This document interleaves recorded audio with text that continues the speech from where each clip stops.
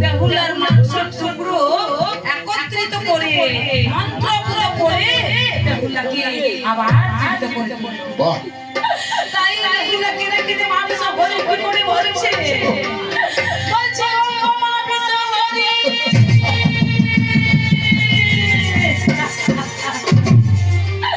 আমি তো ভালোই মরে গেছিলাম মা, আমাকে তুমি কেন জীবিত করলে মা?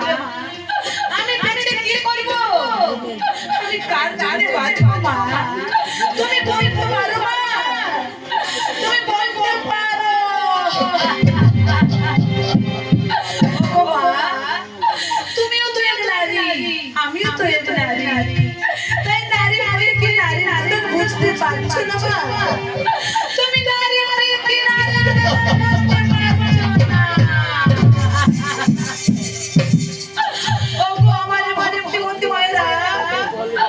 নারী হচ্ছে সত্যতা দান করি, নারী হচ্ছে চারিদিকে পরধি, বাল্যকালে পিতার অধীন, যৌবনে স্বামীর অধীন, বৃদ্ধকালে পুত্রের অধীন, নারী স্বাধীন কোনো কালে।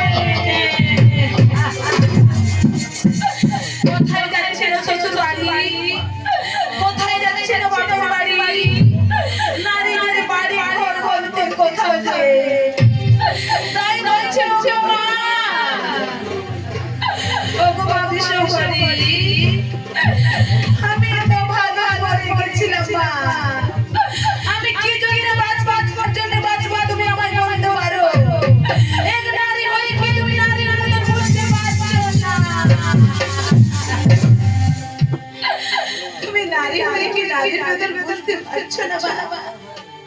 তাই তো বেহুলাকে রেখে কি বলছে, হয়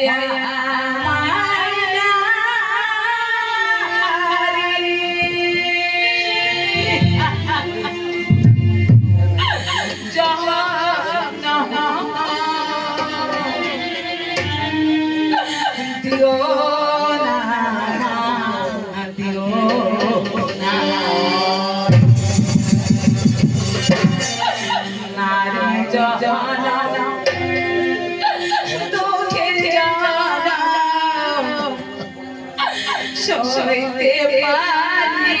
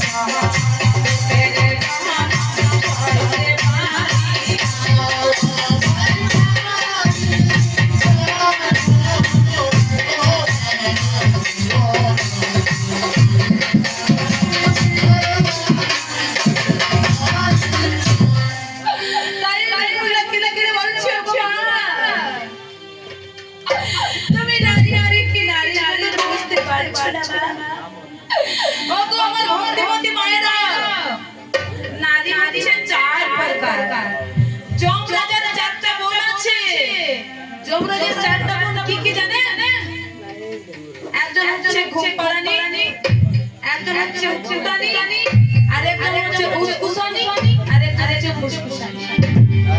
যমরাজের চারটা বোন।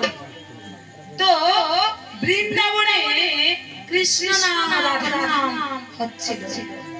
তো যত ভক্তগণ একবার সবাই মিলে একবার প্রেমানন্দে হরি হরি বল। হরি হরি। তো প্রেমানন্দে বৃন্দাবনে সবাই হরি গুণগান হচ্ছে, ভক্তরা সবাই প্রাণ প্রাণ দিয়ে হরি গুণগান শুনছে। তখন যমরাজা কি করলো? ভগবান শ্রীকৃষ্ণকে বলছে ভগবান, হে প্রভু, হে গোবিন্দ, এইভাবে যদি ভগবানের নাম গুণগান করা হয় তো আমি কি করব? আমার কাজ কি? এইভাবে যে তোমার হরিনাম গুণগান শুনছে, তাহলে আমার কাজ কি? আমার গুণগান করব। এদিকে ভগবান শ্রীকৃষ্ণ কি বললো? বলছে যমরাজ, তুমি কোনো চিন্তা করো না, যে কি যে হরিনাম, কৃষ্ণ নাম, মায়ের নাম, যে কোনো গুণগান হবে সেখানে তো কিছু ঘটনা তো ঘটবে। দেখবে কেটে আমি মায়ের গান করছি, কিন্তু কেউ কেউ গল্প করছে। তারপরে ঘরের চর্চা হবে, আমাদের খেতনি কাটাবে, সকালে ক্ষেত্রে কেন ঘাস আছে, মনটা কিন্তু এখানে থেকে অন্য জায়গায় আছে।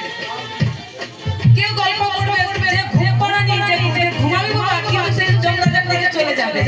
মায়ের গুণগান যখন চলবে সবাই এমন নাম দিয়ে শুনবে।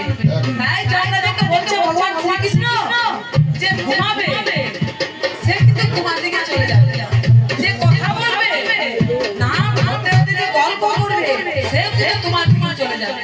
এই করে ভগবান ভাগ করে। তো যমরাজার চারটা বোন আর নারী হচ্ছে চার প্রকার।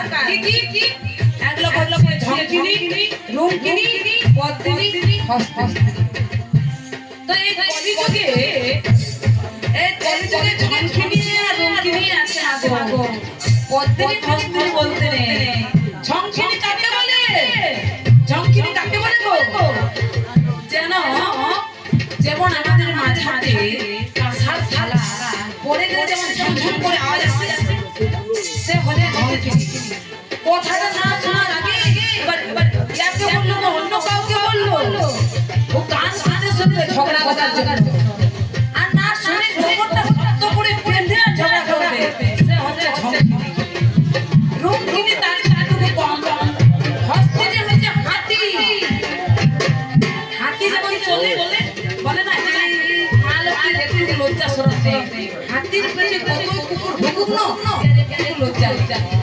হাতি যাকে বলে ওনার রাগ নেই, রোষ নেই, হাতির মতো যত বলুক উনি সহ্য করতে পারে, সে হচ্ছে পদ্মিনী। যাকে বলে পদ্মিনী হচ্ছে বাঁধের পদ্মা পদ্মা স্থির ভাবে থাকে, ঠান্ডা মেজাজ থাকে, ও কারোর সঙ্গে ঝগড়া করবে না, কত বলে সহ্য করতে পারবে। তো এই কলিযুগে পদ্মিনী আর হস্তিনী বলতে আছে রুমকিনী আর ঝঙ্কিনী। এখানে যদি ডিজে হতে হতো তো আরো বেশি লোক হতো। তাই মায়ের ভিড় বাদে এই ভক্তির প্রতি মারাকে দেখে আমার অনেক আনন্দ হতো।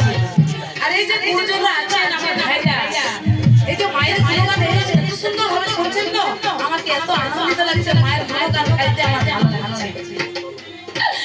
তাই লাগতে বলছি তুমি নারী কি নারী নাদের বুঝতে পারছো না, তুমিও তো নারী, আমিও তো নারী। এটা লাগতে বলছে তুমিও নারী, আমিও নারী, কেন বুঝো না?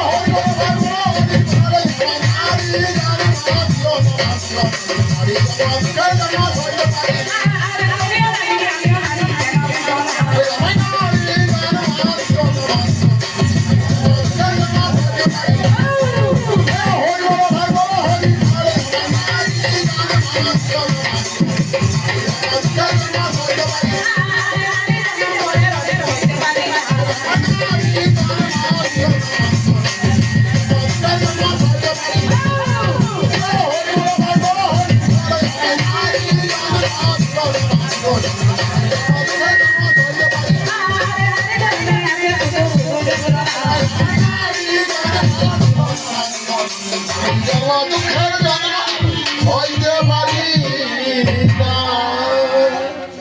এদিকে মাকে সহজে বেহুলাকে বলে, বেহুলা